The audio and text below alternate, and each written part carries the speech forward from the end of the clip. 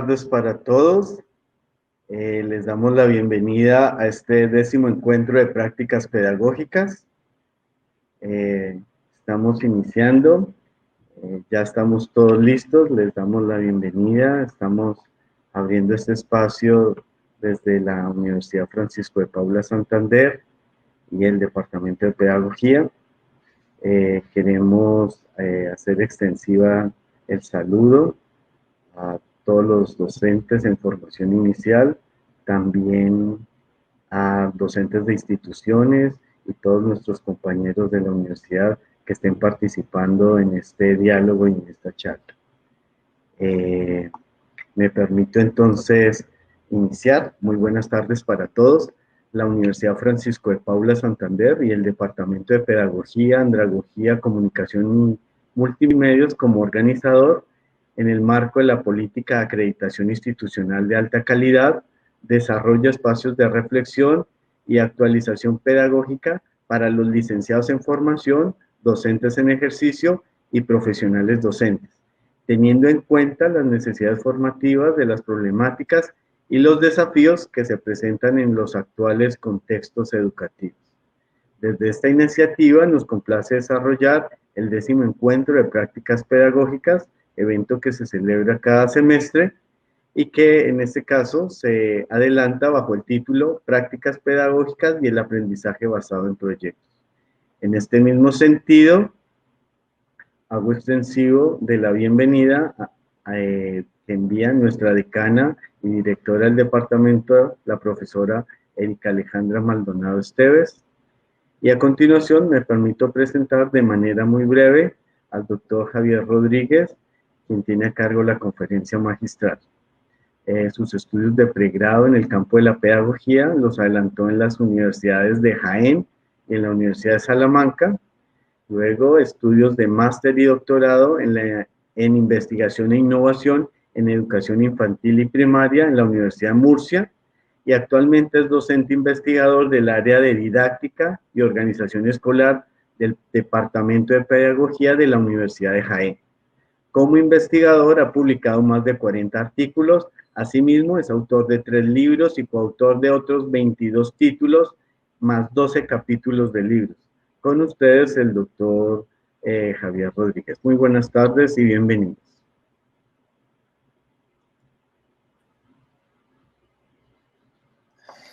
Bueno, creo que sin más dilación empezamos con esta charla. Yo lo primero que me gustaría es agradecer a la Universidad Francisco de Paula Santander el brindarme esta oportunidad de compartir con todos ustedes este ratito. Me parece que tenemos aproximadamente una hora. Más que nada quiero invitarles y quiero poner de manifiesto pues bueno, una metodología que llevo impartiendo desde hace más de 20 años, cuando comencé siendo maestro de escuelas infantiles aquí en España, y que luego he intentado llevar a la práctica en universidad, en educación superior. Nada, pues entonces voy a intentar compartir. Un segundo.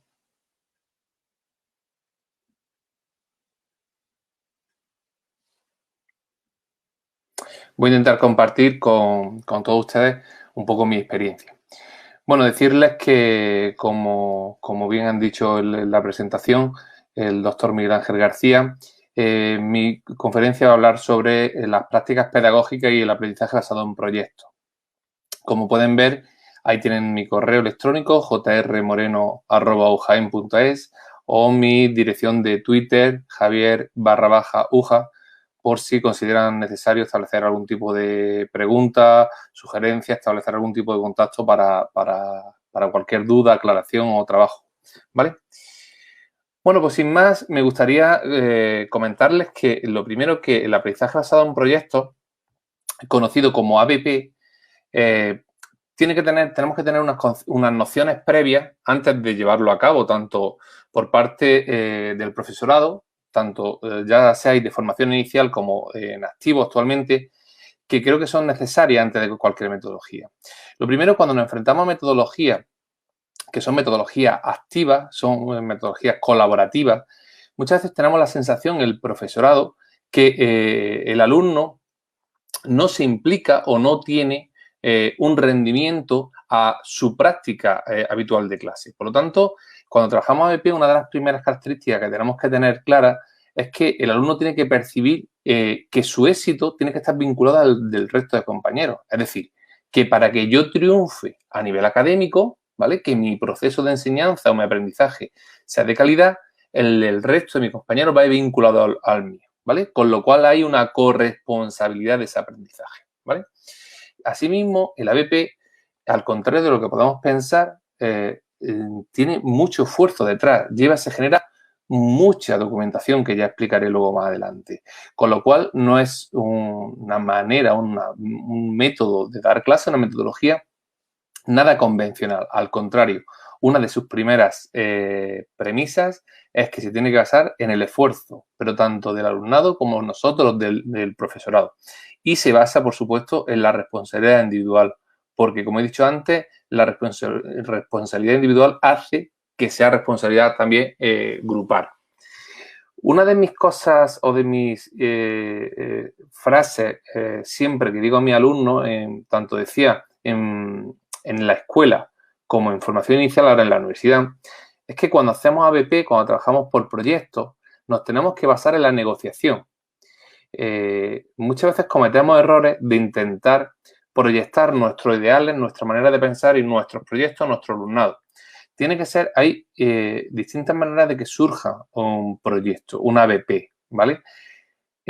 Pero nunca debe ser por una imposición. Por lo tanto, se debe basar en la negociación, es decir, tenemos que intentar que salga un proyecto en base a lo que todo el grupo se llegue a un acuerdo, ¿vale?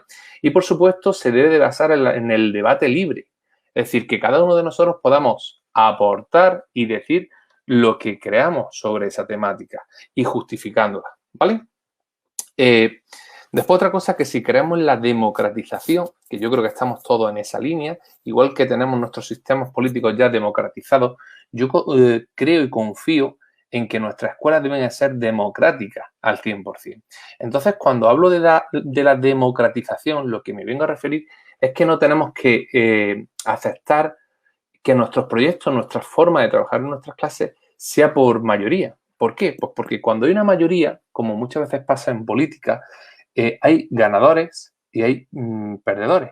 Por lo tanto, deberemos de hacerlo o de llegar a los consensos, a un acuerdo en base a los consensos, no a las mayorías. ¿Por qué? Para no dejar a ninguno de nuestros alumnos fuera de este éxito académico, ¿vale? Por supuesto, evidentemente, tiene que ser una metodología, como creo que actualmente estamos todos los países de acuerdo, que se tiene que centrar en el alumnado. Cada vez el profesorado tenemos que tener un papel más irrelevante, es decir, tenemos que dar un paso a ese guía, a ese orientador y no tanto al papel principal que teníamos en la antigüedad. Y, por supuesto, cada vez que hagamos proyectos, trabajemos proyectos en nuestra aula, tenemos que pensar que vamos a tratar de hacer un reto, pero un reto en sí, en su palabra, en el conjunto de su palabra. Un reto, yo siempre digo personal. ¿Por qué? Porque tiene que ser un reto que guste, que enganche, que satisfaga a cada uno de nosotros, es decir, a cada uno de vuestros alumnos, de vosotros como alumnos y de los profesores.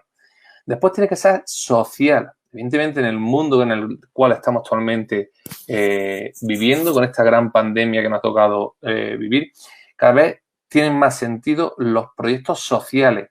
Aquí en España actualmente estamos trabajando con una metodología que se llama aprendizaje-servicio. Significa que tenemos que intentar hacer proyectos en nuestra aula que hagan un cambio en nuestra sociedad, es decir, que nuestros alumnos lo vean reflejado ese resultado y que intentemos mejorar lo que hacemos, ¿vale? Y, por supuesto, mediático. Es decir, estoy seguro que muchos de ustedes actualmente sois estudiantes de universidad, estáis intentando hacer la licenciatura, con lo cual creo que tienen actualmente un grado de presencia en redes sociales muy alta, con lo cual nuestros actuales alumnos, tanto de formación primaria como secundaria como universitario, necesitan que los proyectos tengan un matiz mediático, es decir, que sean visibles a la sociedad, ¿vale? Bueno, teniendo esto claro, lo primero que tenemos que ver es qué es aprendizaje basado en proyectos, qué es ABP. ¿Por qué? Pues porque en muchas ocasiones estamos confundidos, lo diré ahora a continuación, con lo que no es ABP, ¿vale? Con lo cual, si cogemos esta definición de John Ransom and Moffitt, nos dice que es un conjunto de tareas basadas en la resolución de preguntas y problemas que implica al alumno en el diseño y planificación del aprendizaje, en la toma de decisiones y en los procesos de investigación, dándole la oportunidad para trabajar de manera relativamente autónoma durante casi todo el tiempo y tenemos que acabar con un producto final presentado ante los demás. Si se dan cuenta, las palabras clave de esta definición es que tenemos que trabajar un conjunto de tareas. No podemos seguir trabajando actividades ni ejercicios de manera aislada, sino que le tenemos que dar el sentido a ese reto. Ese reto nos tiene que provocar que tenemos que darle respuesta a esos problemas y a esas preguntas que surgen en el alumnado. No preguntas que pueden surgir de un libro de texto o que estén descontextualizadas, ¿vale? Y, por supuesto, tenemos que hacer que nuestro alumno trabaje continuamente, que se genere documentación, que haya un soporte para ese trabajo. Y, por supuesto, todo tiene que acabar con un producto final, es decir, algo tangible, algo, lo que decía antes, un producto final socialmente relevante. Pues, por ejemplo, organizar una campaña de donación de sangre, organizar mercadillos, hacer una campaña publicitaria. En función de cada área, montar una cooperativa. En función de cada asignatura, cada área, pues trabajaremos unas tareas u otras. Y, por supuesto, la última característica del ABP es que tiene que ser presentado ante los demás. Cualquiera de nosotros lo que quiere es que cuando algo lo realiza, sea escuchado por una audiencia. Por lo tanto, dejar que los alumnos comuniquen aquello que han estado trabajando durante un tiempo. Por lo tanto, si esto tenemos claro que es ABP, ¿qué es lo que no es ABP? ¿Vale? Evidentemente, ABP no es, porque yo ahí os digo, el ABP no son aquellos proyectos en los que los estudiantes aprenden lo que no está en el currículum. Es decir, dicho de manera más clarificante, en muchas ocasiones tenemos profesorado que insinúa que cuando trabajamos por proyectos en la aula, lo que se hace es no trabajar el currículum, y no es verdad. Trabajando ABP, ¿vale? Proyectos, se trabaja el currículum también, evidentemente, ¿vale? Por supuesto, no una unidad didáctica que dura más tiempo. Una unidad didáctica tenía unas finalidades antiguamente. Actualmente, trabajar por unidades didácticas ya no tiene ese sentido completo. Nosotros en Europa, ahora si tenemos tiempo de dialogar, estamos inmersos en el mundo de las competencias. Estamos intentando que nuestros alumnos sean cada vez más competentes.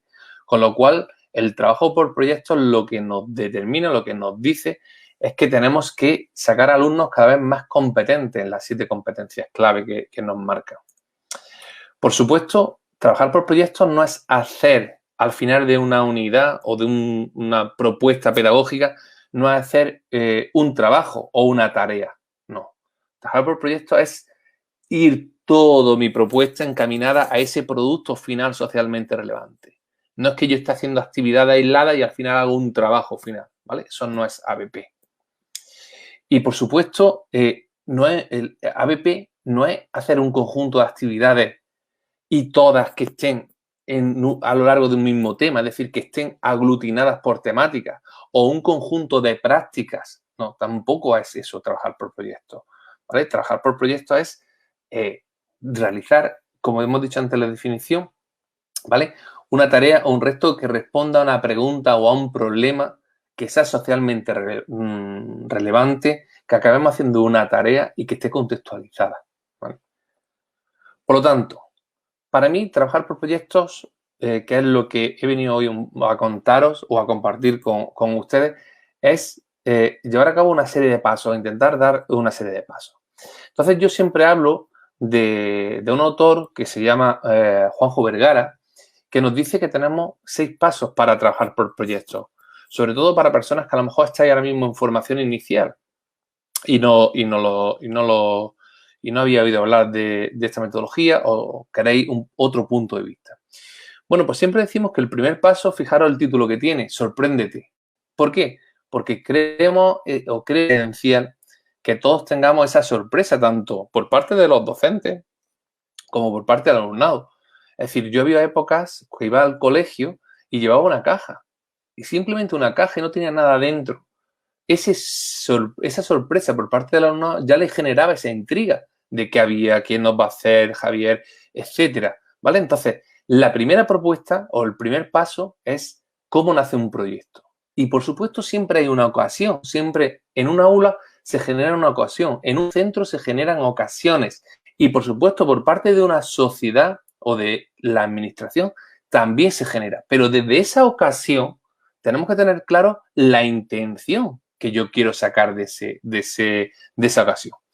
Por lo tanto, tenemos que analizar de quién parte un proyecto, es decir, de quién es la idea inicial de un proyecto, que ahora veremos que hay distintas maneras de que surja un proyecto.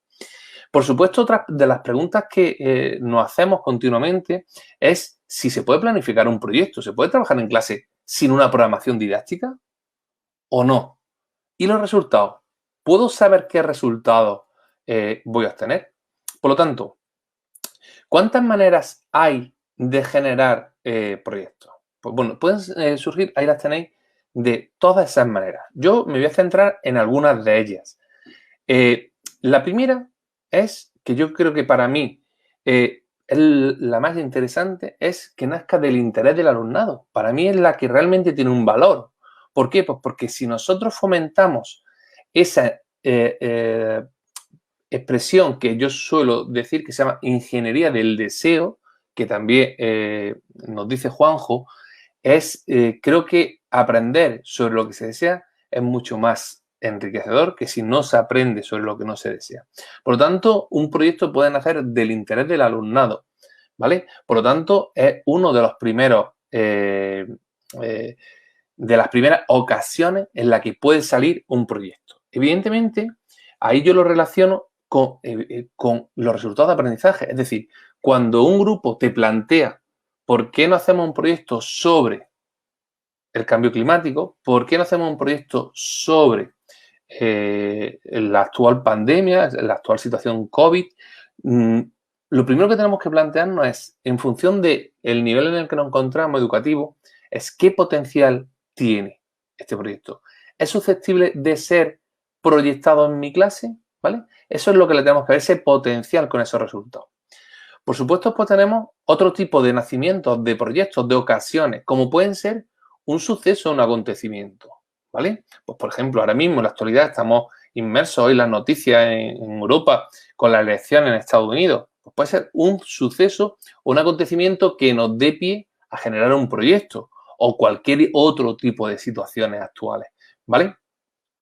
Después tenemos otro que es el día, cualquier día, el Día de la Humanidad, el Día de los Derechos Humanos, el día que quizás sea el aspecto menos motivante para nuestro alumno. Por el encargo que nosotros le podemos hacer a algún tipo de grupo de nuestra clase. O puede ser por una propuesta de alguna gente de nuestra comunidad universitaria o de la comunidad científica o de la comunidad educativa en la que encontréis. Y, por supuesto, la última también, como parte de esa ocasión, la puede generar el profesorado. Porque a lo mejor tenemos un grupo de alumnos que todavía no tiene esa iniciativa de proponer, ¿vale? Por lo tanto, todas estas formas de comenzar, todas estas ocasiones de comenzar un proyecto son viables y son factibles. Si a mí me preguntáis, pues tenemos que pasar probablemente de modelos de docentes donde tenemos un perfil más tutorizante, es decir, que a lo mejor hay propuestas por parte del docente, a uno más que vaya en torno a el alumno como eje central, ¿vale? Con lo cual tenemos que ir girando nosotros a hacer propuestas de proyectos a que sean los alumnos los que nos hagan esas propuestas, porque el interés va a ir aumentando. Por supuesto, ¿qué necesitamos en este primer paso, en este sorpréndete? Bueno, primero hay dos elementos claves que hablo ahí. La primera es, necesitamos que el docente, que vosotros como futuros docentes o los futuros o los docentes en activo que me estén escuchando, es una actitud de apertura, es decir, de necesidad de ese cambio. Es decir, que yo tengo que creer en que tengo que cambiar mi manera de dar clase. Si no, si yo no lo creo, si yo no creo que necesite salir de la zona de confort, probablemente no tenga sentido el seguir con esta metodología, porque no vas a dar el salto.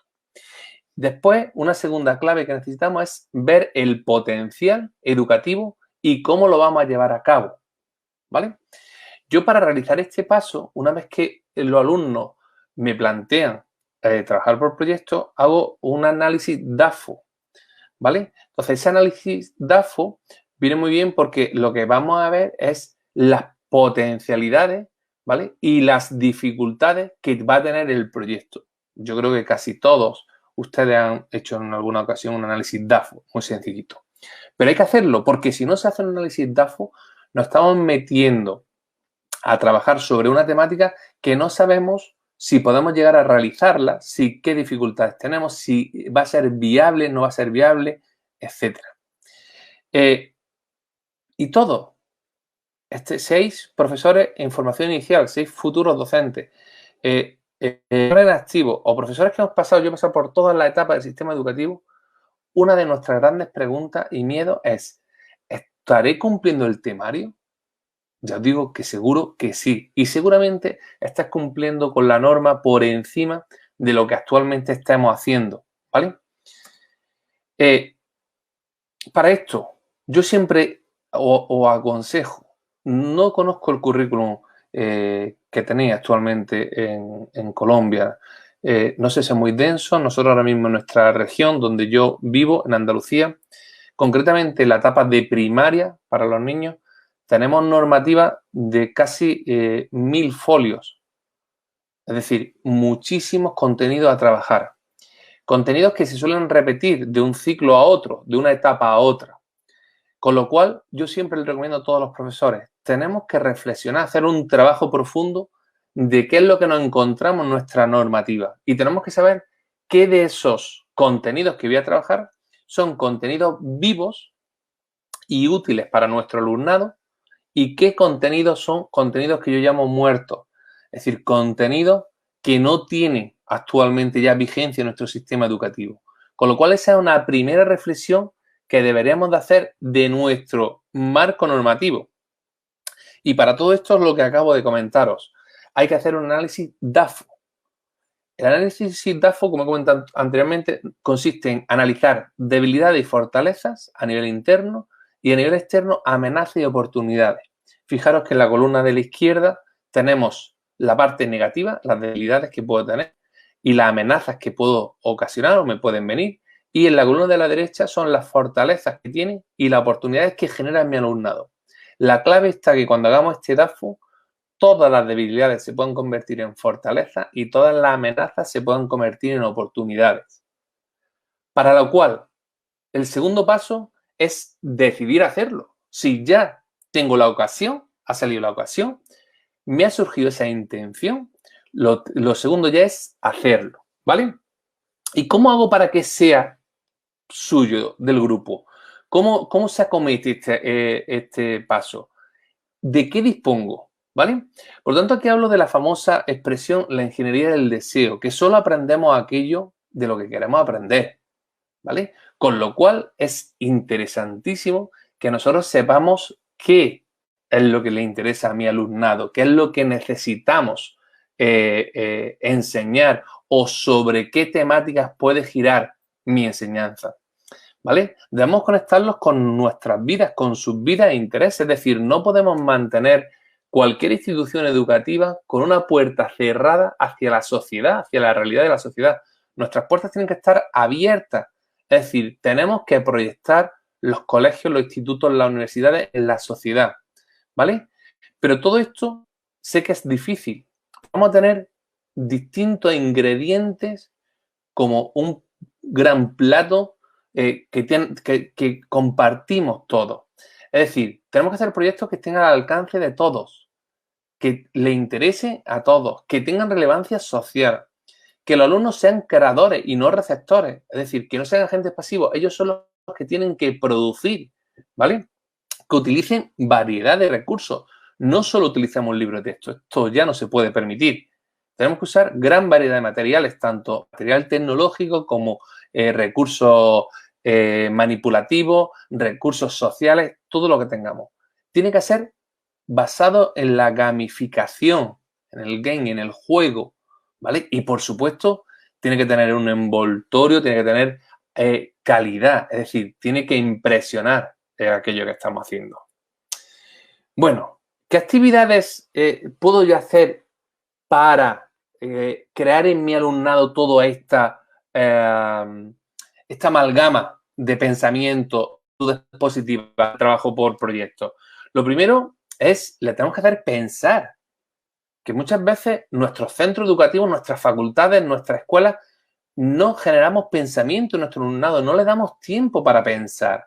Entonces, de todo lo que nos plantean nuestros alumnos, probablemente haya cosas que estén unidas, ¿vale? Que estén unidas o estén desestructuradas, pero probablemente solo necesitamos nosotros darle ese sentido y esa conexión. Con lo cual, hay que pensar sobre qué es lo que nos están, a qué nos están invitando nuestros alumnos a trabajar, ¿vale? Después, el verbo sentir. Tenemos que hacerle sentir a nuestros alumnos. ¿Cómo le provoco una respuesta emocional que conecte con ellos? ¿Cómo les llego? ¿Vale? Actualmente en España estamos teniendo problemas con la gente joven que está saliendo a la calle muchísimo cuando estamos en un estado de alarma. Entonces, ¿por qué no terminamos de llegar a esa sociedad tan joven? Por lo tanto, tenemos que hacerle sentir. Después, tenemos que crear ese espacio de intercambio de ideas. Es decir, tenemos que generar oportunidades para que nuestro alumno hable de todo lo que estamos hablando. Yo suelo decir que en nuestras clases tiene que haber unos términos que yo llamo ruido pedagógico. Se tiene que hablar en las clases, se tiene que compartirse, nos tenemos que enriquecer de la opinión de los otros. Necesitamos la colaboración, ¿vale? Que ahora el término que se utiliza, que es, tenemos que generar inteligencia colectiva, no inteligencia individual, sino que el grupo de 30, de 60 es mucho más eficaz y es mucho más inteligente que un grupo, una sola persona. Y, por supuesto, tenemos que ver qué tiene que hacer mi alumnado, ¿vale? ¿Qué tiene que hacer el grupo? Por lo tanto, tenemos que hacer pensar, tenemos que sentir, tenemos que compartir y tenemos que saber qué tiene que hacer el alumno. Por lo tanto, en todo esto necesitamos 3 actitudes para esto. Primero necesitamos escuchar, ¿vale? Muchas veces no podemos escuchar a nuestro alumnado, no tenemos tiempo, que es uno de los grandes errores de la educación, el tiempo. Tenemos que tomarnos la educación más pausada. Necesitamos que los tiempos sean despacio y los aprendizajes que tengan un calado en nuestro alumnado, ¿vale? Por lo tanto, tenemos que escucharnos. Tenemos que ser creativos. Evidentemente, si hacemos lo mismo año tras año, el resultado va a seguir siendo el mismo y tenemos que ver cómo están nuestros países actualmente situados a nivel de educación.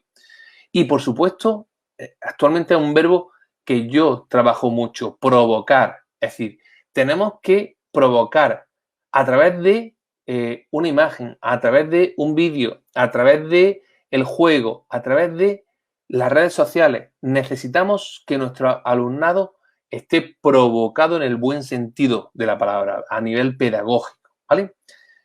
Para lo cual, yo antes de lanzar cualquier proyecto, intento indagar sobre mi alumnado. Pues, por ejemplo, en función de las edades, ahí tenemos desde series o libros, ¿vale? O una imagen de uno de los niños que perdió la vida hace poco, o asociaciones de niños con cáncer, o juegos o videojuegos.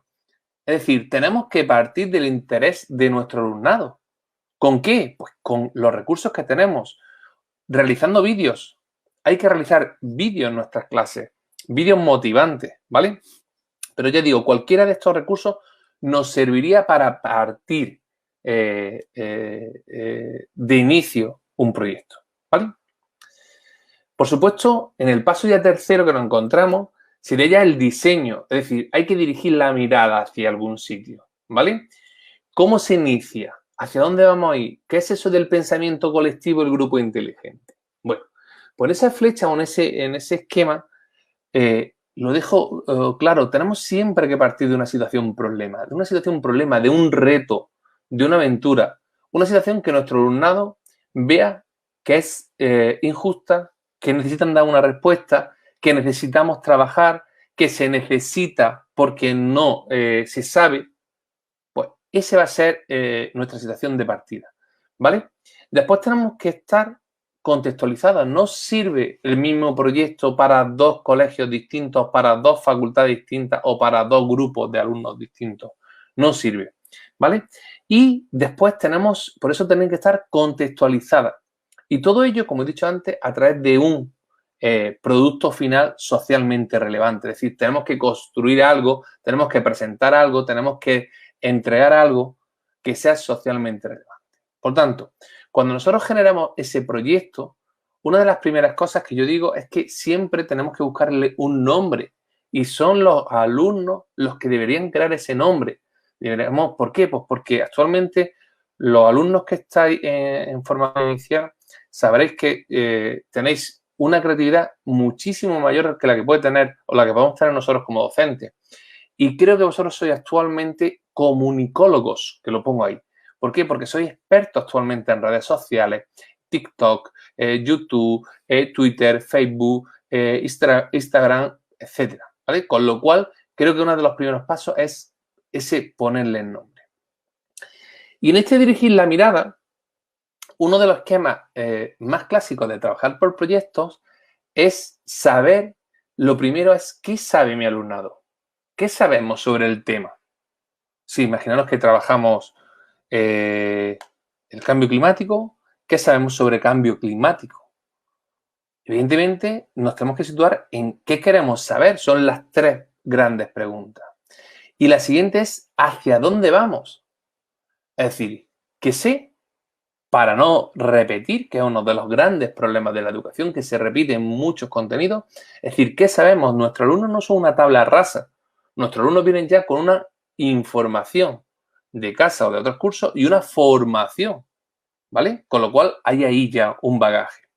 Después, ¿qué queremos saber? Probablemente las perspectivas de cada uno de nuestro alumnado, cada uno de nuestro grupo sea diferente, con lo cual va a ser muy enriquecedora porque cada grupo, cada persona va a querer saber probablemente una cosa distinta, que es como si dijéramos cuáles son nuestras finalidades y, por supuesto, después hacia dónde vamos. Es decir, ¿dónde queremos dirigir esa mirada? Con lo que sabemos, con lo que queremos saber, ¿dónde quiero yo llegar?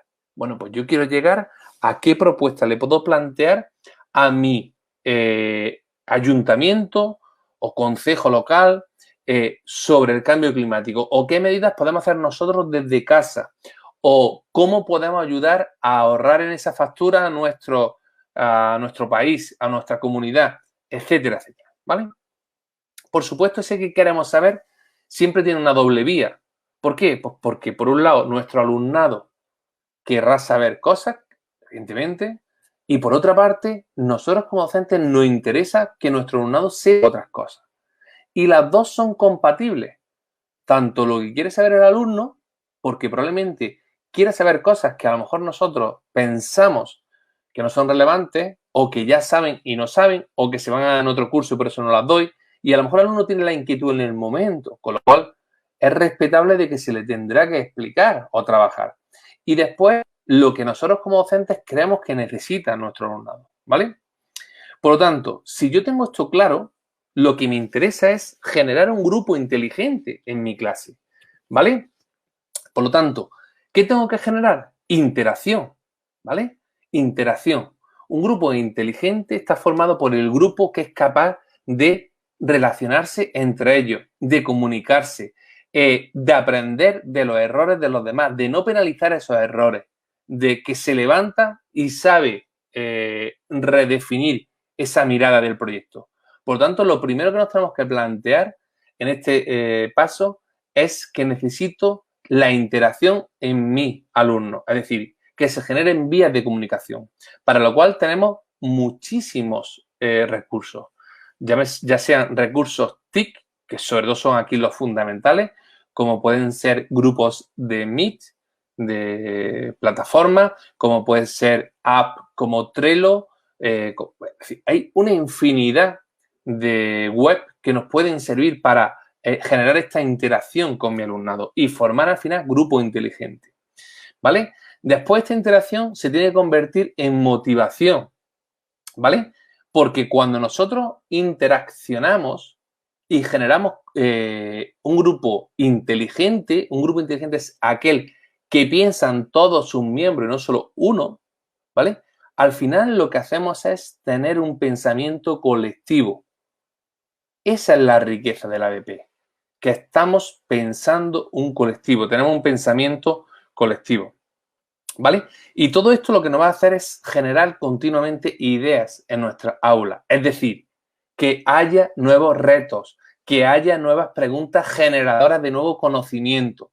Y llegado a este punto es cuando el alumnado, incluso el profesorado, puede redefinir el proyecto o lo puede reconducir por ciertos parámetros que nos pueden llegar a interesar académicamente. Si os estáis dando cuenta, estas propuestas pedagógicas lo que van encaminadas es al libre pensamiento y actuación del alumnado guiado por el docente y no ponerle límites a la inteligencia ni al trabajo de nuestro alumno. Por supuesto, en el cuarto punto lo que necesitamos es ya ponernos a investigar y, por supuesto, la acción. Es decir, ¿qué estrategia nosotros a seguir? Es decir, ¿cuáles van a ser las líneas de trabajo de los grupos? ¿Cómo se gestiona ese trabajo? Yo como docente, ¿qué papel tengo? Es decir, son una serie de preguntas que llegado a este momento nos vamos a plantear como grupo, ¿vale? Por lo tanto, lo primero que tenemos que hacer o deberíamos de hacer, yo siempre recomiendo organizar la clase en grupos, agrupar siempre a través de grupos cooperativos, grupos heterogéneos cooperativos. Y que cada parte del grupo, que cada grupo que surja en una clase, se encargase de una línea de investigación, ¿vale? Cada grupo tiene que trabajar sobre alguna temática de ese proyecto.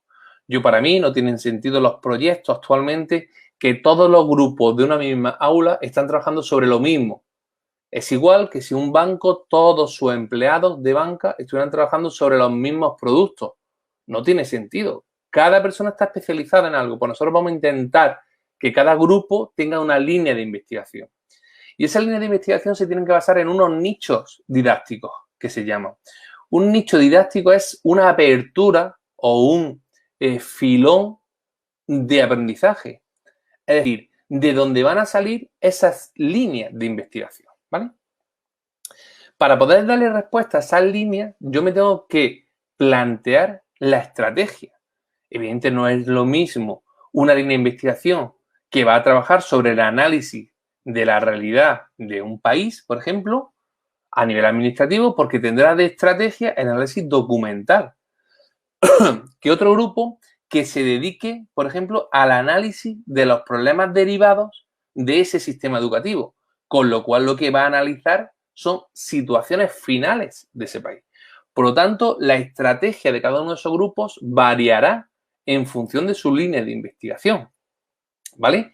Y, por supuesto, esto va a generar que haya unos distintos itinerarios entre cada uno de esos grupos.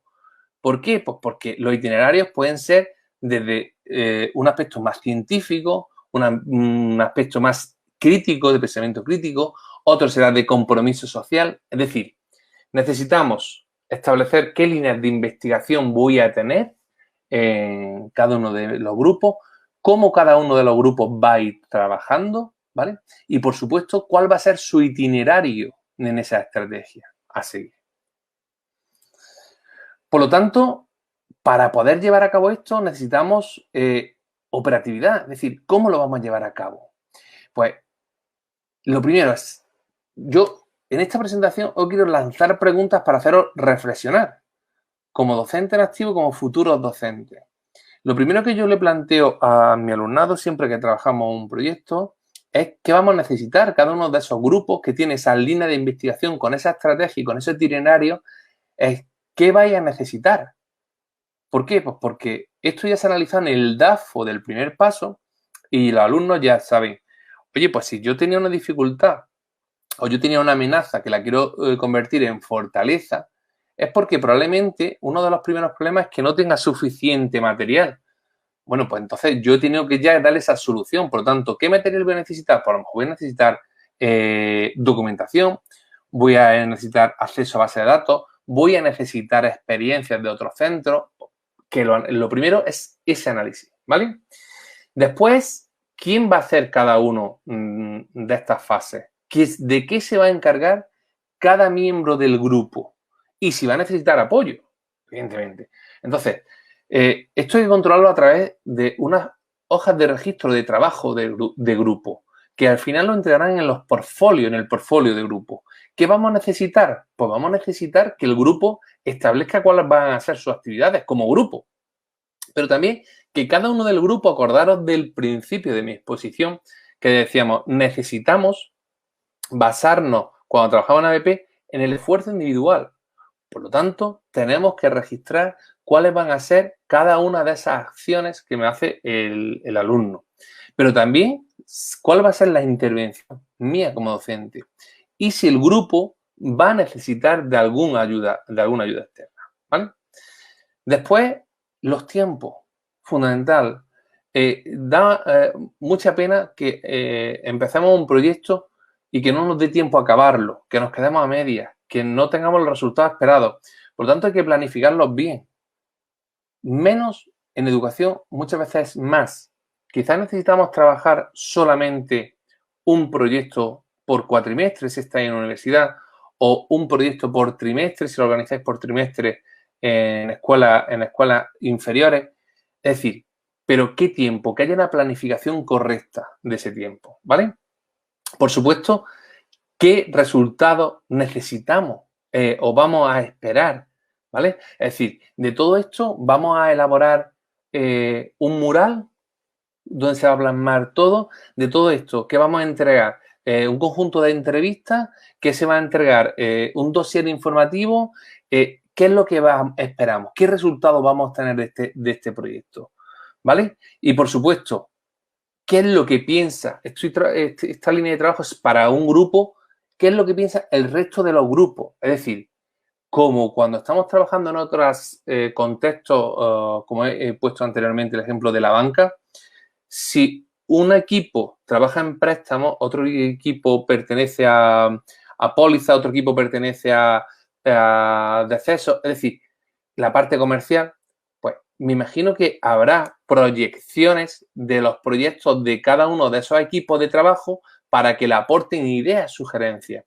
Pues aquí pasa lo mismo, tenemos que llevarnos esas estrategias y que cada grupo les ponga al resto de grupos cuál es su estrategia a seguir, para que la acepte, la matice. Yo utilizo una técnica para estos pasos, para este paso que se llama Critical Friends, que es hacerle una crítica constructiva, una crítica amiga a cada uno de los grupos. Bueno, y está claro, y a lo mejor me preguntáis o os estáis preguntando, pero bueno, ¿qué papel juego yo ya como maestro? ¿Qué papel tengo como docente en aula? Pues fijaros si tenemos todavía cosas que hacer. Lo primero, tenemos que ayudar en ese trabajo, ¿vale? Unificar propuestas, guiarle en esas propuestas, que se vea la unión, ese hilo conductor, ese guía que yo decía continuamente que va a necesitar el grupo. Tenemos que hacer el enlace para que ellos vayan contrastando toda esa información que están obteniendo, ¿vale? Que seamos capaces de conectar todo lo que se está investigando y haciendo con las guías, los programas educativos que hay actualmente, ¿vale? Nosotros les asesoraremos de cómo encontrar las fuentes fiables de información, es decir, qué dice la literatura científica o qué dice los distintos libros sobre lo que estamos trabajando. Nosotros les vamos a ayudar ofreciéndole nuestro conocimiento, el conocimiento poniéndoselo a su disposición, ayudándose en los procesos y en los métodos para ir mejorando cada uno de los pasos, ¿vale? Facilitar la comunicación, establecer ese puente, ese nexo de unión entre todos los miembros para que no se quede encapsulado y no haya esa fluidez necesaria, ¿vale? Nosotros somos los que vamos a ser sus mayores fans, pero también sus mayores críticos, por lo cual vamos a intentar invitarle y ayudarle a que ellos sigan analizando todas las propuestas que están haciendo. por supuesto, tenemos que darle la proyección tanto institucional como real. Es decir, sabemos lo que el alumnado se va a encontrar fuera. Es decir, sabemos la realidad social, la realidad laboral, con lo cual vamos a intentar conectarle esos proyectos con la realidad, tanto social como institucional como laboral, ¿vale? Bueno, y una de las últimas fases es cómo actuar, es decir, la acción. ¿Cómo tiene que acabar el proyecto? Bueno, pues como he dicho al principio y en la mitad, en la diapositiva que tenía la flecha, tenemos que tener claro dos premisas. Primero, tenemos que saber el producto final. ¿Qué vamos a hacer? ¿Qué se va a entregar con este proyecto? ¿Cómo va a acabar? Es decir, imaginaros licenciados en Derecho, futuros abogados, futuros jueces. Probablemente un ABP será hacer una simulación o participar en una corte a nivel profesional. Pues ese producto final que vayamos a hacer tendrá realizar cada uno en su área de conocimiento, lo tiene que tener bastante claro, pero debe ser conocido desde el principio por nuestro alumnado. Y por supuesto, tiene que ese producto que se va a entregar tiene que tener sentido, ¿vale? Que le tiene que dar sentido a ese aprendizaje. ¿Por qué todo esto? Porque actualmente lo que hacemos es una cosa que yo llamo simulacro, ¿vale? Y no deberíamos de hacer simulacro. Lo que tenemos que hacer es una enseñanza real, es decir, que lo que enseñemos y lo que hagamos en nuestro centro educativo tiene que tener una utilidad real para nuestro alumnado, tiene que ser real, no puede ser simulacros, ¿vale? ¿Y de dónde podemos sacar ideas? Pues muy fácil, de los yacimientos, hay muchísimos yacimientos. Podemos hacer simulaciones de apertura de empresas, podemos hacer campañas de acción social, podemos hacer programas de televisión y radio, podemos hacer programas de mejora, podemos hacer maquetas, podemos hacer guías de ayuda, guías de museos, guías. Es decir, hay muchísimas ideas para, en función del área donde encontréis, poder trabajar distintas temáticas al respecto, ¿vale? Y la antepenúltima fase es visibilizar este proyecto, es decir, qué arquitectura tienen que tener estos proyectos, qué papel va a generar toda esta narrativa que va detrás de un proyecto. Evidentemente, lo he dicho antes, el ABP genera mucho material, los alumnos generan mucha documentación, ¿vale?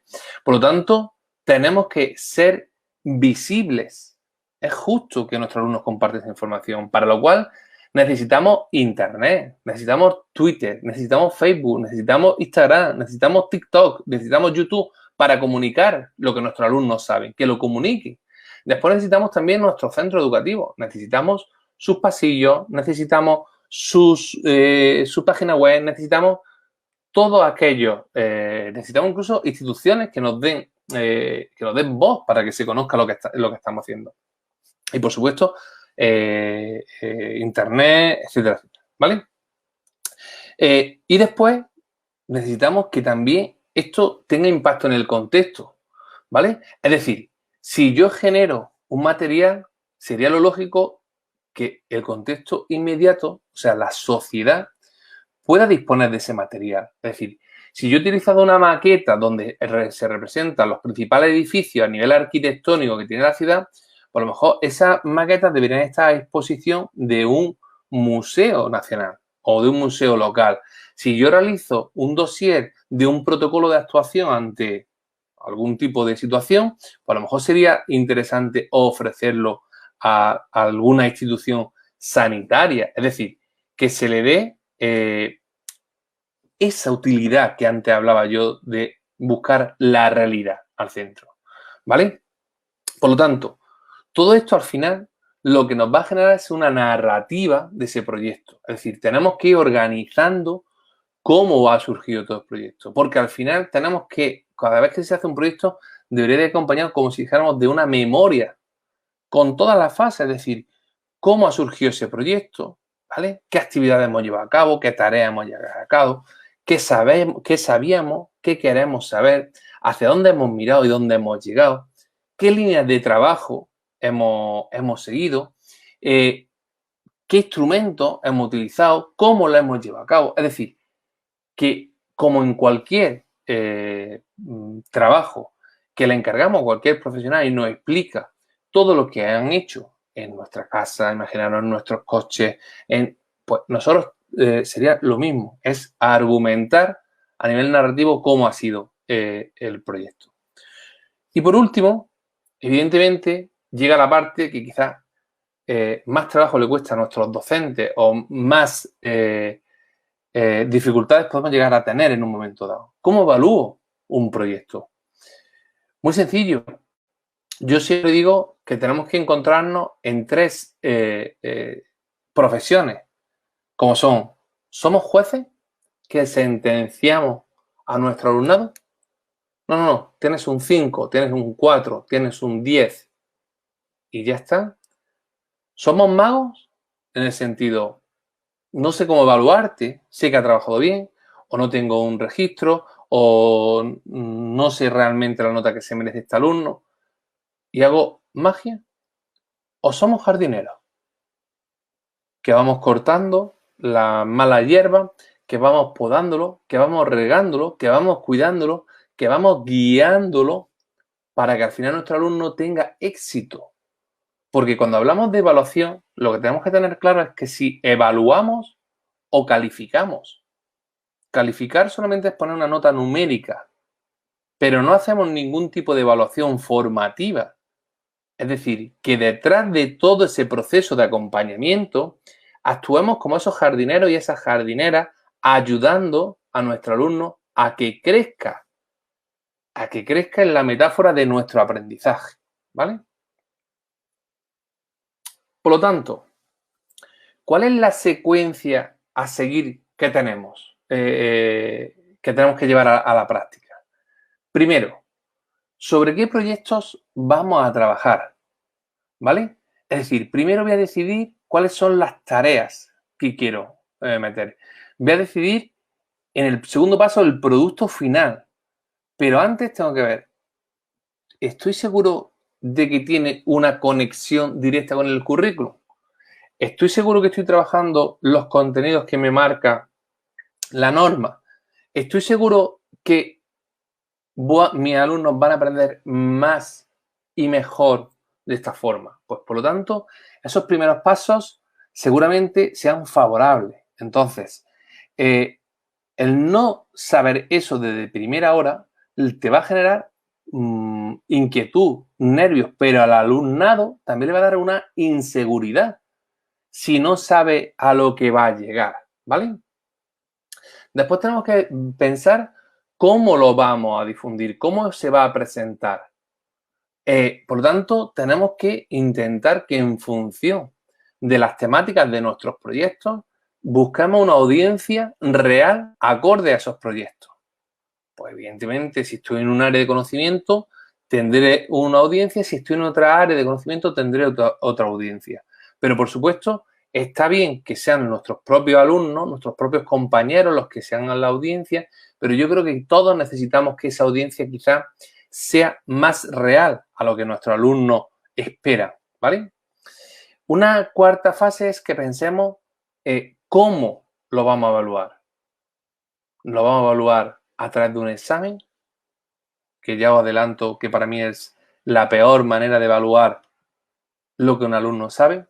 Lo vamos a evaluar a través de una diana de evaluación, lo vamos a evaluar a través de una rúbrica de práctica, de proyecto, cómo va a ser esa evaluación, ¿vale? Después, ¿cómo va a ser ese diseño? ¿Vale? ¿Qué fases va a tener? ¿Cuál va a ser la participación del alumno? ¿Cómo nos lo vamos a organizar?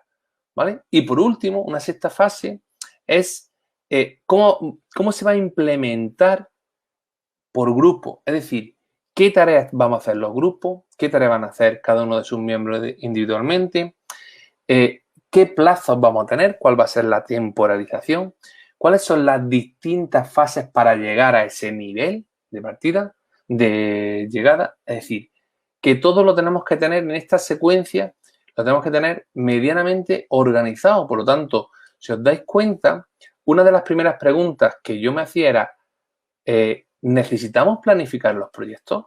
Claro que se necesitan planificar los proyectos. Evidentemente, necesitamos una planificación, pero una planificación más flexible y abierta, como decían ciertos autores españoles, como por ejemplo Antúnez. Necesitamos esa planificación de la enseñanza para evitar esas improvisaciones, esos programas incompletos, para esa coordinación, mejorarla entre docentes.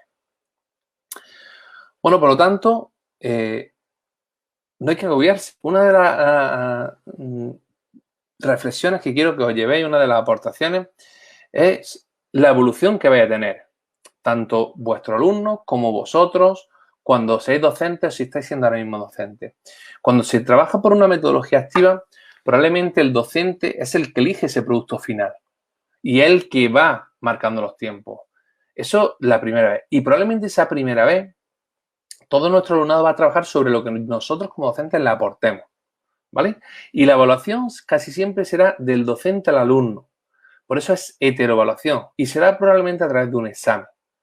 Ese es el patrón, la conducta que normalmente está asociada a las primeras veces que se trabaja por proyectos.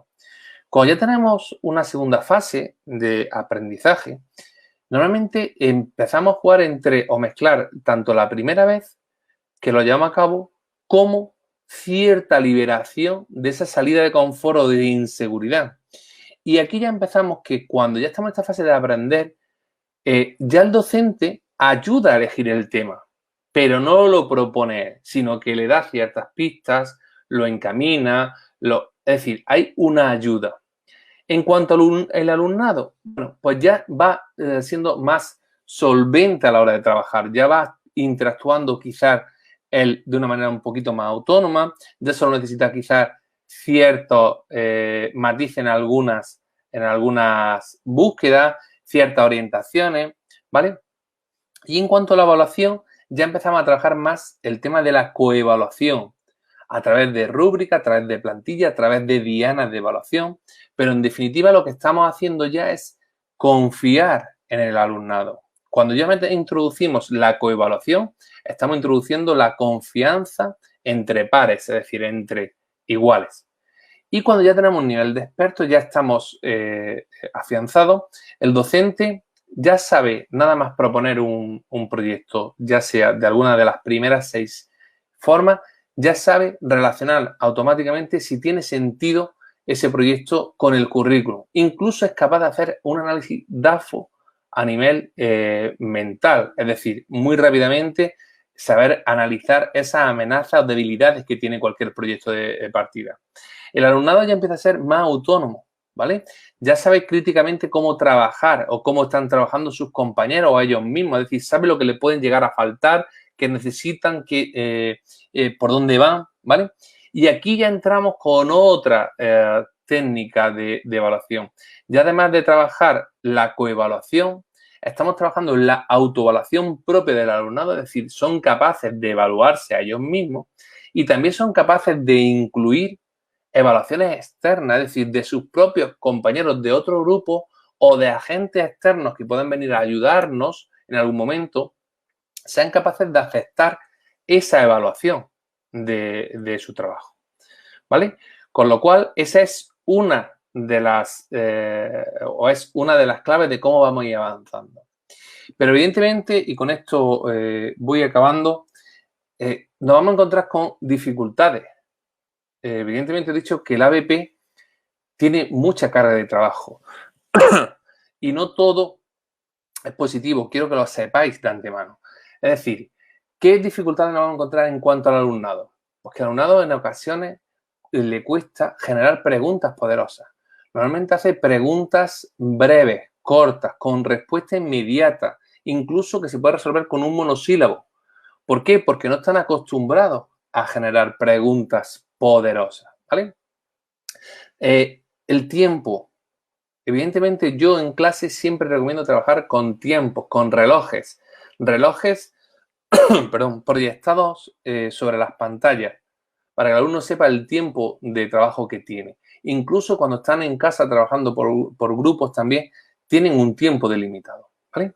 Después ellos, como se dice actualmente, son alumnos o sois algunos de vosotros también alumnos multitarea, es decir, que podéis trabajar con mucha información. El problema es transformar esa información en conocimiento. Entonces, cuesta en alguna ocasión que pasemos de la información al conocimiento, ¿vale? Y después nuestros alumnos probablemente tengan problemas a la hora de apoyar los planteamientos que ellos van a defender, es decir, la argumentación, ¿vale? Pero bueno, son factores o dificultades que tienen solución. Trabajándose tienen solución.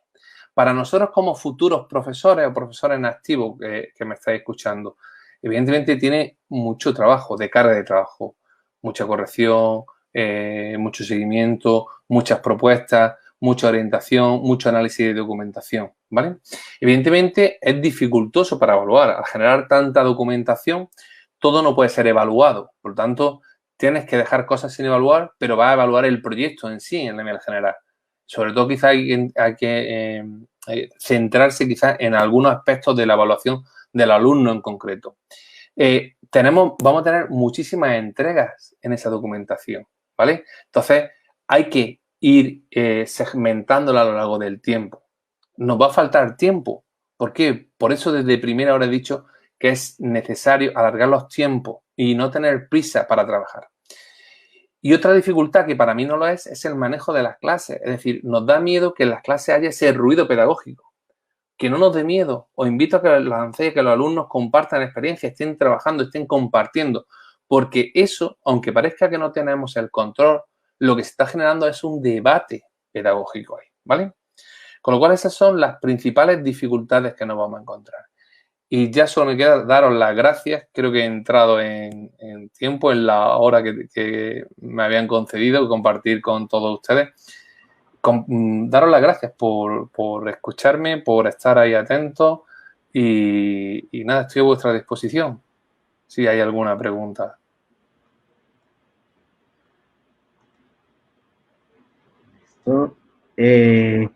Agradecemos esta interesante presentación del doctor Javier Rodríguez, en la que de modo dialógico nos ilustra aquello que es y que no es el aprendizaje basado en proyectos, lo cual constituye una aproximación y una orientación en la tarea de llevar a la práctica el desarrollo de procesos de pensamiento, despertar el interés y compromiso en los estudiantes y desarrollar interacciones de trabajo colaborativo.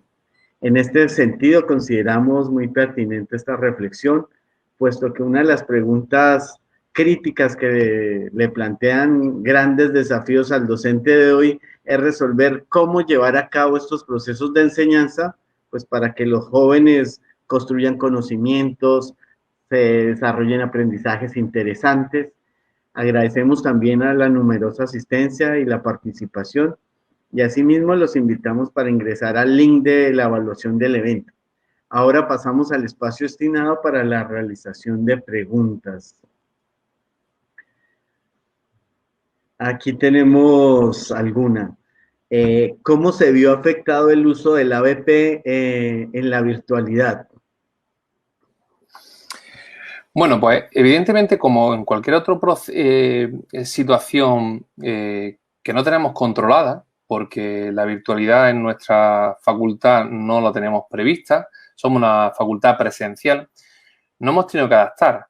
El adaptarse se ha tenido que hacer a través de medios tecnológicos. Por ejemplo, nosotros para que los alumnos trabajen por grupos, en la aplicación Meet de Google nos permite hacer salas mientras nosotros estamos trabajando. Con lo cual, nuestros alumnos, a la misma vez que están en nuestras clases presenciales, están ellos trabajando en distintas salas.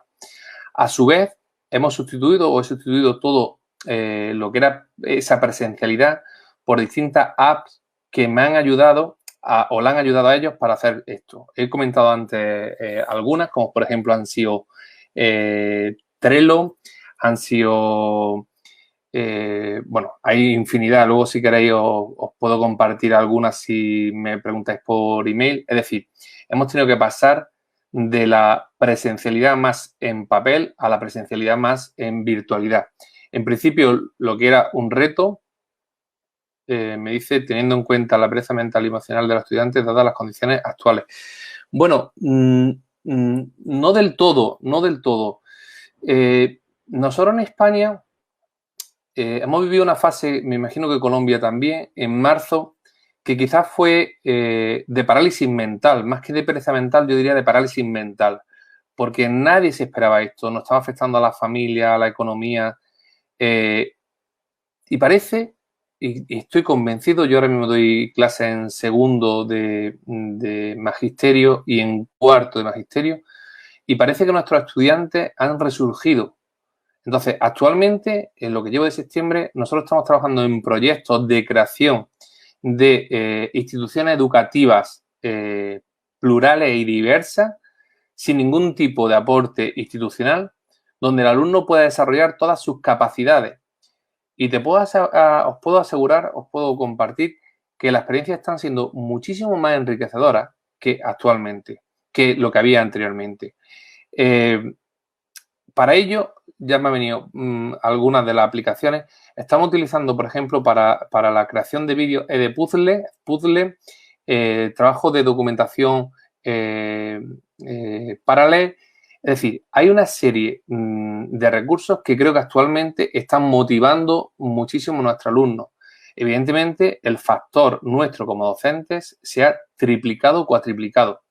Nosotros estamos trabajando por encima de nuestras posibilidades en muchas ocasiones. Entonces, la virtualidad para nosotros está siendo más que una dificultad, está siendo un reto. Pasó de ser una amenaza, actualmente está siendo nuestra fortaleza. ¿Por qué? Pues porque nuestros estudiantes están desde casa trabajando y nosotros con soporte estamos dándole la oportunidad de ese trabajo. Entonces, bueno, simplemente hay que adaptarse a lo que los tiempos van marcando. Muy bien, muchas gracias. El profesor Félix Lozano, muy buen aporte para pensar las prácticas pedagógicas desde diferentes perspectivas. Luz Marina Caicedo, excelente aporte para nuestras prácticas. Dayana Dávila Maldonado, muchas gracias.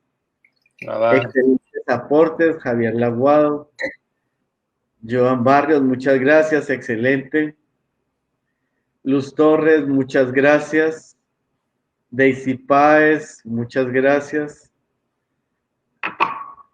Muy interesante, muchas gracias. Diana Milena, muchas gracias por la explicación. André Caballero, muy interesante, muchas gracias. Saday Hernández, muy buena la explicación. Muchas gracias. Excelente encuentro de prácticas, muy bueno. Excelente explicación, Tatiana. Alejandra Carrero, excelentes aportes. Como futura maestra me enriquecen en mi proceso formativo. Muchas gracias. Muchísimas gracias. Excelente charla. Caterina. Alejandra Carrero, ¿a partir de qué edad se puede implementar el ABP? Pues, Alejandra, yo actualmente estoy diciendo en universidad estoy diciendo una frase que se quedan sorprendidos, pero yo digo que tenemos que infantilizar la universidad, tenemos que infantilizar toda la etapa educativa. ¿Por qué? Porque yo empecé a utilizar proyectos en infantil y fijaros que los proyectos empezaron a surgir en los años 60 en la universidad, en una escuela de enfermería en Canadá. Entonces, parece que lo más lógico es que se hubiera seguido llevando en la educación superior. Y no fue así. Por lo menos en España, en Europa, a partir, empezó a implementarse en infantil, en educación infantil, a partir de los 3 añitos. Entonces, los niños más infantiles son los niños que mejor asumen el trabajo por proyecto, ¿vale? Y si nosotros los metemos con una práctica pedagógica de éxito y de reconocido prestigio, como está teniendo, yo ahora mismo estoy dirigiendo una tesis sobre ABP que se defiende el resultado a finales de este mes, el 20 de noviembre, que os invito, lo compartiré con vuestros profesores, si así lo estiman, veréis cómo está mejorando los resultados de los alumnos. Y mientras antes empezamos a introducirlo en el sistema educativo, antes llegarán alumnos a educación superior con este tipo de prácticas. Por lo tanto, mi respuesta sería en torno a los 3 años. doctor Javier. A continuación, vamos a leer algunos comentarios. Carla Rodríguez, muchas gracias por los aportes para nuestra carrera profesional. Excelente información. Angie Daniela, gracias, muy buenos aportes para nuestra formación y como futuros docentes. Carolín Pineda, muchas gracias por tan enriquecedora información para mi proceso formativo. Haciendo una pregunta crítica, ¿cómo contextualizar en un plano de trabajo privado, público y hacer un paralelo el tema del ABP y qué recomendaciones haría para los futuros docentes que hagan sus prácticas en el campo rural? Vale. Fernando, vamos a ver si he entendido la pregunta. El contextualizar en el plano de trabajo privado-público, me imagino que estamos hablando de cómo compaginar como docentes o ese proyecto que tenga un sentido privado-público. No sé si luego me lo puedes aclarar. Y sobre todo para los alumnos que trabajamos o que trabajáis en entornos rurales, creo que es una de las líneas por donde va el trabajo por proyectos. A ver, te cuento cómo en España hay algunas propuestas. El trabajar proyectos, al principio teníamos una dificultad, que era la interdisciplinaridad, es decir, el trabajo globalizado y el trabajo con las distintas asignaturas o áreas de conocimiento. Actualmente estamos luchando porque cada vez los proyectos sean más interdisciplinares, es decir, que colaboremos más docentes. Eso se está consiguiendo y creo que con un buen resultado. Nos estamos enfrentando no solo, y te lo agradezco tu pregunta, porque no solo en el mundo rural, sino en el mundo urbano, estamos encontrándonos con gente, docentes que están intentando que esos proyectos sean longitudinales a lo largo de toda la etapa, imaginando toda la etapa de educación primaria, que en España son de 6 a 12 años. Es decir, que intervengan en el mismo proyecto chavales de 6 añitos y chavales de 12 añitos, ¿vale? Es decir, que esa generación. ¿Por qué te pongo este ejemplo? Porque me imagino que por donde va tu pregunta es que en el mundo rural tenemos o tendréis en Colombia, como en España, me imagino, aulas unitarias, aulas donde se mezclan alumnos de distintas edades. Me imagino que por ahí es por donde va tu pregunta. Entonces, si esa es la dificultad, para mí me parece que es al contrario. Te estoy haciendo a ti el DAFO. Es decir, lo que puede ser una amenaza al principio, ¿vale? Pues es que es una dificultad poder trabajar con alumnos de 6 años y alumnos de 10 años. Al final tiene que ser una fortaleza, porque de ese trabajo cooperativo entre un niño de 6 y un niño de 12 es donde va a estar el enriquecimiento sobre ese proyecto. Y yo siempre me paro en que reflexionemos si un proyecto o una clase se tiene que organizar única y exclusivamente con alumnos de esa edad. Porque fuera de nuestra aula, cuando os ponía a trabajar por proyectos o cuando estamos trabajando en el mundo privado, nadie clasifica o nadie nos cataloga por la edad que tenemos, sino nos cataloga por las capacidades que somos capaces de hacer, perdona la redundancia, ¿vale? Entonces, creo que es más enriquecedor que tengamos alumnos de distintas edades trabajando sobre un proyecto, que solo se haga un proyecto con una única clase y alumnos de una misma edad. Muchas gracias, doctor Javier. Tenemos aquí una pregunta. ¿A qué modelo pedagógico pertenece todo lo que explicamos? El modelo que planteo es un modelo basado en la metodología activa, ¿vale? Y está basado en el aprendizaje basado en proyectos. Ese es el modelo fundamental. Sobre él va a recaer distintas vertientes, como pueden ser modelos alternativos que podemos utilizar ahora mismo, como por ejemplo Flipper Classroom, o otro tipo de metodologías que podemos llevar, como puede ser aprendizaje cooperativo, aprendizaje colaborativo, etcétera. Incluso actualmente estamos inmersos, yo ya en España estoy trabajando con los modelos gamificados de la educación. Actualmente estamos trabajando la gamificación, es decir, el juego, a través de los proyectos. ¿Cómo armar los grupos de trabajo para el ABP? Que se... Vale, depende, normalmente hay distintas maneras de enfocar los grupos.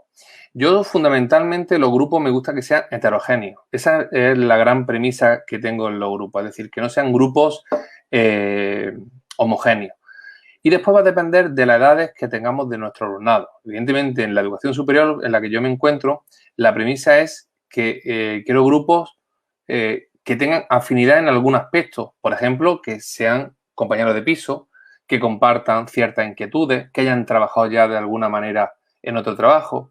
Es decir, como nosotros haríamos en cualquier faceta de nuestra vida. Normalmente cuando a nosotros nos preguntan con quién haría te lanzaría a montar una empresa o un negocio, probablemente dijeras con un amigo o un conocido, con lo cual es la misma premisa, pero siempre teniendo en cuenta la heterogeneidad. Vale, muchas gracias. Vamos con, ha desarrollado el ABP interdisciplinarias con el apoyo de varios docentes. Sí, sí, sí. Ahora, actualmente, en este segundo cuatrimestre aquí también en España, vamos a trabajar un proyecto interdisciplinar donde vamos a trabajar en la creación, que ya lo tenemos diseñado. Yo tengo una asignatura que es organización del centro escolar, una asignatura troncal de 11 créditos, es la mayor de la licenciatura, bueno, ustedes llaman licenciatura, nosotros aquí graduado en magisterio de primaria. Y yo como pedagogo y experto en las organizaciones escolares, lo que vamos a colaborar interdisciplinarmente es con las distintas áreas, distintas asignaturas que están dando los alumnos de segundo de grado. Es decir, vamos a trabajar con profesores de educación física, ¿vale? Profesores de arte y profesores que son las asignaturas que estamos trabajando actualmente y profesores de matemáticas. Con lo cual, la idea es hacer un proyecto donde todas esas asignaturas, que son asignaturas de universidad, se vean reflejadas en la organización del centro que se va a hacer en esta asignatura. Entonces, sería lo ideal. ¿Por qué? Pues porque normalmente el problema que nos encontramos es que si cada uno de nosotros como docentes mandamos un proyecto, probablemente la dimensionalidad de la enseñanza o del trabajo del alumnado se dispara. Si nosotros nos ponemos de acuerdo, pero el gran problema que tenemos, no sé si en Colombia está en la misma situación, es la coordinación docente, que nos cuesta mucho trabajo, sobre todo en la universidad, encontrar espacios colaborativos y tiempo para esta coordinación. Pero se puede hacer. El problema es la organización. Pero los alumnos te lo reclaman. ¿Por qué? Pues porque necesitamos integrar todo lo que ellos aprenden para que después ellos lo puedan llevar a la práctica. Entonces sería lo ideal. Sé que es lo más difícil del ABP.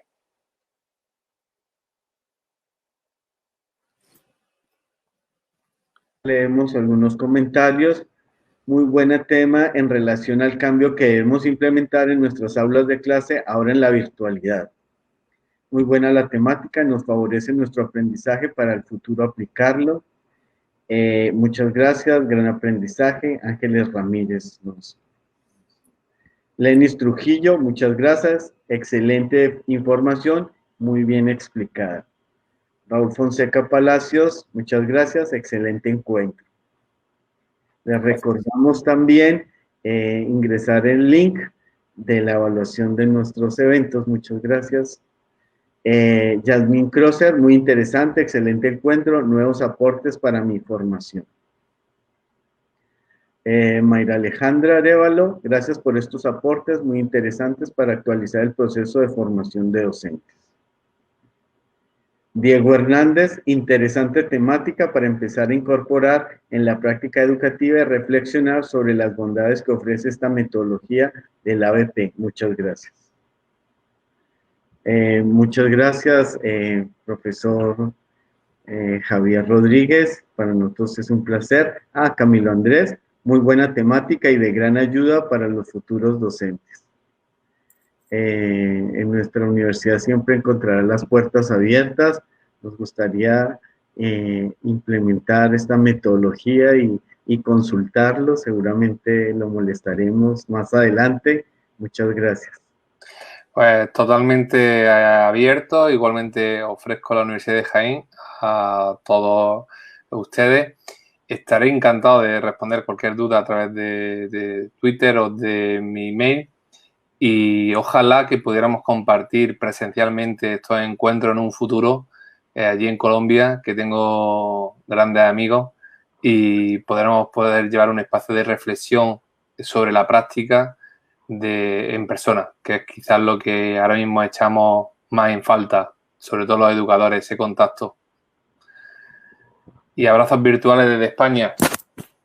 Pues muchas gracias, un abrazo también desde aquí, muchas gracias, muy buenas noches allá, gracias para todos, agradecemos la audiencia y la participación. Hasta luego. Hasta luego.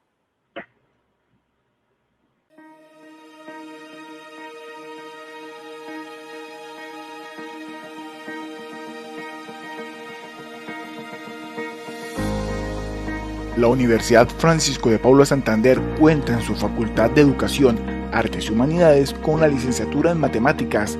Esta carrera profesional está acreditada con alta calidad por su cumplimiento de condiciones para la oferta y desarrollo de su programa como institución que le apunta a la excelencia, mostrando sus resultados, tradición y reconocimiento social.